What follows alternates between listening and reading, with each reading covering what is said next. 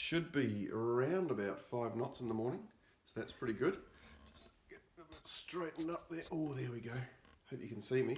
So yeah, just getting everything ready before the morning. So I've got a couple of new things here. So I've got my my fish grips, which are on here, and that is they. So I'm using these instead of a net now. I'm just finding it much easier. The first ones lasted, I think about 3 minutes, and the handle broke. Thanks, Berkeley. So as you can see, the second handle has broken as well. They're a great tool, but their handles completely suck. But anyway, so I've got it tied on. It's not going to go anywhere this time. I've got a long bit of plastic chain on it, which goes pretty much the full length of the ski. If it falls off in the drink, doesn't matter, it's not going to go anywhere. So I did lose the last one, as I said. But these are really good to use. You just do that, and I can hold the fish up, get the hooks out pretty easy. So that's them. So they just clip on there, like that. And then I've got my, these are the Berkeley pliers. They're about 80 bucks, but man, they are amazing. They don't rust. I'm not sure what they're made out of, but it's really good quality. Very easy to use. Very good quality. Did I say that already? Yes, I did. Okay, so they just sit down there, and they're just a nice, easy position, easy to get to. What else? So I've got the old rods there. I think I've already shown you those. They're good to go. All covered up. I'm taking 4 rods. I'm not taking the kingy rod tomorrow. I'm going to wait until the weather warms up a little bit more. Eskies there. Now let's show you. So I got the soft baits in there. This is all my jigs here. Just open that up there, and I've got kaburas, slow pitch, micros, everything's in there ready to go. I've got holes drilled in this thing too, so when I get home I just flush the whole thing out with fresh water so they don't rust. And I think it's a cunning plan, very cunning plan. Yeah, so that's those things I was just showing you. GoPros are charged, ready to go, seats are on, we are ready to rock and roll. So there's been a few workups in close, and mixed reports. Some guys I speak to are killing it, other guys saying they're just getting car-wise, so you don't know till you get out there. More workups back on the noisies, some good sign of fish off Martete, which is where I'll probably end up fishing, which is my normal spot anyway. But I might sneak out the noisies, I'll see how I go, but I haven't got a lot of time in the morning, so I just need to get out, get some fish for the week, and then get back to work. So I will see you in the morning. Good morning.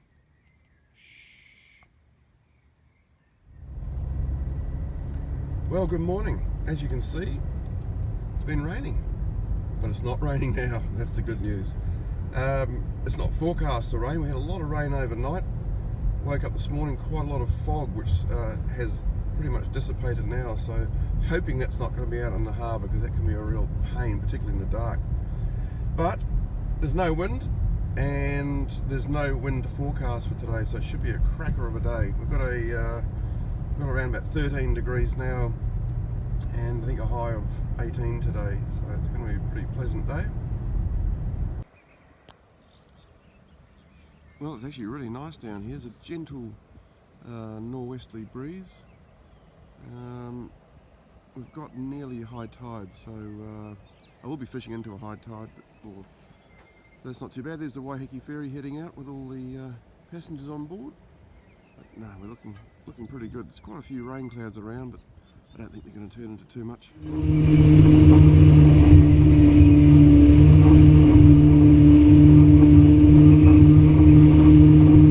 I'm out at the spot, and as you can see there, there's just sign everywhere, but I'm pretty sure that's bait fish. There was a lot of gannets here diving yesterday, so that's probably the remnants of the bait fish. Could be snapper, I doubt it, but we'll soon find out. But that's encouraging anyway.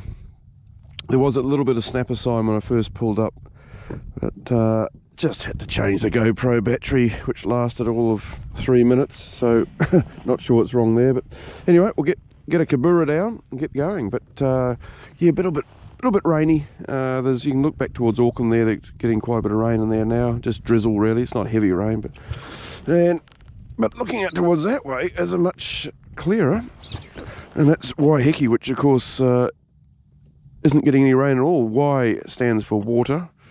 So they're not getting much this morning. Anyway, oh, there's a bit of snapper sign. Right, we're into it. So we're going to start off with the Kabura. Probably take this headgear off now. It's probably quite warm now. Quite warm. Don't really need the heavy winter gear on today, really.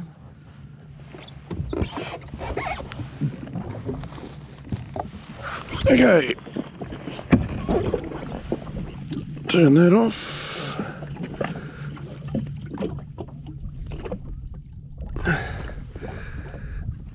These things, there we go. Once you learn how to turn them off, it's good. Right, where are we? Here we are. Mr. Kabura is all ready to rock and roll. So I got that orange one on again, the 100 gram.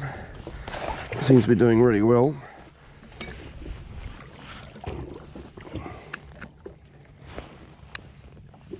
Oh, there's a lot of birds over here, just little birds.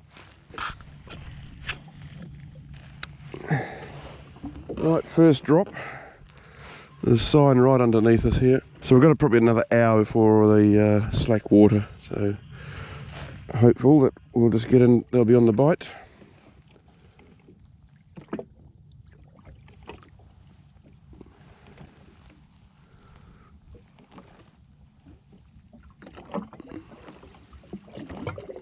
So this is the Nico 100 gram, and it's got a fat end and a thin end, the same as all of them. So there's not much current today, so I'm going to put the fat end on first, so that gives it more vibration and more movement. It looks like one of the charter boys heading out. Well, sun's coming up, and wasn't having any luck on the Kabura or the soft bait, so I put the old garn down again and got a hook up. And I think this might be a keeper.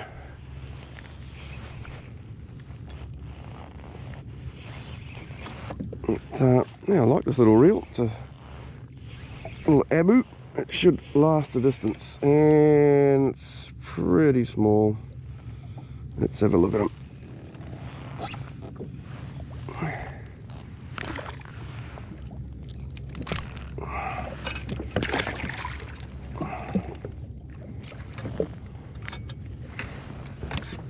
Oh.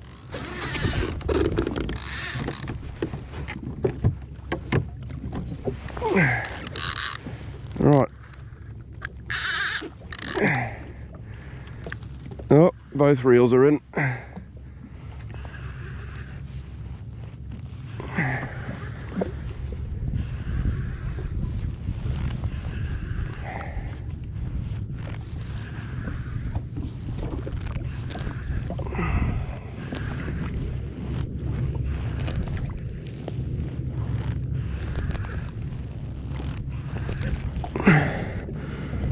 That's a nice fish. That's what we're looking for.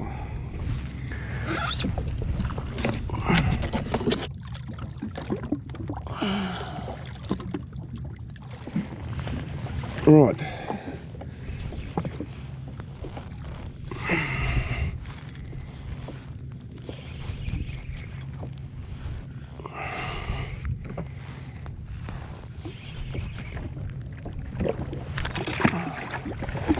And away he goes. Right, let's go down again. Well, the fishing was pretty slow, which is typical when coming up to slack water. I didn't expect it to be fast, so I had a couple of fish in the bin, just good eating size, and I received a phone call from my mate Chemical, who was over on the North Shore beaches of Auckland, around about 20k from where I was.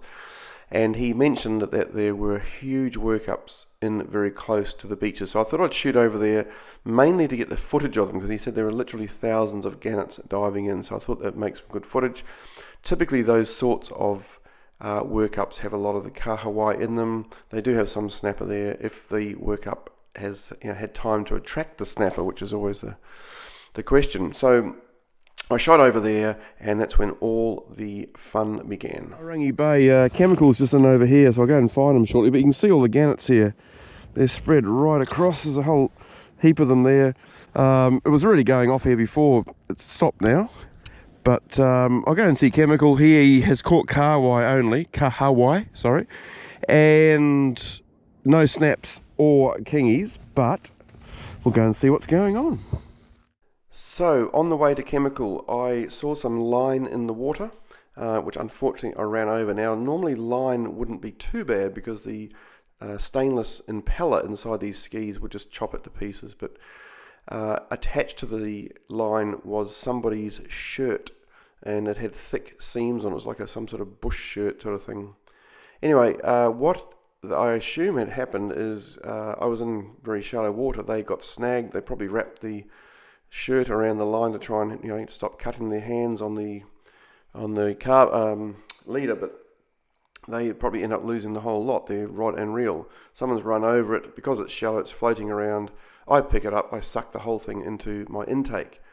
So with a jet ski, once you get something like someone's shirt around your impeller, it stops the water in passing, you lose power. Very simple. So I'm going to show the impeller, I'll show you what was done to fix it, but I had no power, so I had to get a tow back by coastguard. So yeah, not ideal. This can happen to any jet ski. It was just extremely bad luck. So as I say, if I picked up a bit of fishing line, it would just munch it up. It would take it through, and I doubt you'd have any issues at all. But something as big as that. Now, this can happen with plastic bags too, I've been told. So just something to be very aware of. And the trick is, for jet ski guys, I know this now, next time you see something in the water, if you're about to run it, just turn your engine off straight away, and then it'll stop the pumping, and hopefully you just glide over it and it doesn't go into your inlet. Okay guys, I'm just going to do a voiceover for this because I was using my GoPro and I forgot the ones with the casing don't have, well, the sound is terrible, so you can't. That's the grate off the ski. So I've pulled the grate off and I've removed all the debris. So what it was just some fishing line and somebody's shirt that was completely munted. So not much to see there. But so I'm just going under the ski now and I'll show you inside here. So I took the grate off so I could access the water pump. Now this isn't the way that guys that service these things would normally do it. They would actually take the pump right out from the front. But anyway, I'll show you inside here. I'm going to put the light on very shortly. You can probably see, there we go. You can see that the casing's scored. It's not too bad. The impeller has some damage. It's not too bad at all. So I'm very, very lucky. You can see that there is some jagged edges on the impeller, and that's why it's scored the housing, but nothing major at all. And I've got Kevin from Ski MD coming to resolve it. So he'll be here and I'll film that as well and show you exactly what he did. We just got Kevin here from Ski MD, and he has fixed the impellers. They just need a bit of a what do you call that thing, Kevin? Right. Sharpen up. A sharpen up, yeah. And it's all good. So I'm back in action, and if you're looking to get your ski serviced or repaired, well, this is the man to go to, Ski MD. Very, very, very, very good. G'day guys. Well, we're back. I've just put the grate back on and tightened the ride plate up. So with these ones, because I took the grate off, someone like Kevin from Ski MD, they don't normally take the grates off, they just take everything out from the back. But I took the grate off to get the piece of clothing out that was wrapped around the thing. So to get the grate back on, you actually have to take the ride plate or lower the ride plate, because there's quite a thick black gasket that sort of goes in between those, and it fits onto the grate, and it slots into these little nodules. So that's all done now. While Kevin was here, he actually serviced the ski as well, because I'm up to 175 hours. So I've done pretty much 50 hours since I bought the ski. So yeah, so I'll just show underneath what we've done anyway. So let's get underneath there. So that's what it's looking like now. That's the plate. I've got the plate back on. This is the ride plate that I'm talking about here. So you have to loosen that off. There's four bolts that hold it on. It's not too much of a drama, but the bolts, there's actually, there's quite a lot of corrosion on those bolts where they fit onto the aluminium plate. So I've cleaned all that up, packed it full of grease, and that's gone back on now, and we're ready to rock and roll, so which is good news. And yeah, Kevin sort of sussed everything out. Everything's looking pretty good. So I've got my little the old esky over there, got taken off. That's sort of where it fits on the back there. That's it. So this Saturday is looking really, really good. I'm actually crewing on a boat, helping a friend out. So I probably won't get out Saturday, but I'll definitely get out next week. We've had some extreme wind today, very, very windy. Killed all the workups apparently. But yeah, they'll fire up again. Water temperature was 15.8 when I was out last, so it's starting to warm up. And some of the fish being caught a bit further north have got roe in them, particularly the males. They're full of, they're full, ready to go. Just waiting for the females sort of to get their roe developed a bit more. But that's what's going on. Anyway, hey, thanks for watching. Sorry it was a bit boring, but you got to see me being towed in by coastguard. That's got to be worth a like or a subscribe, hasn't it? Surely. Subscribe now. See you next week. Bye.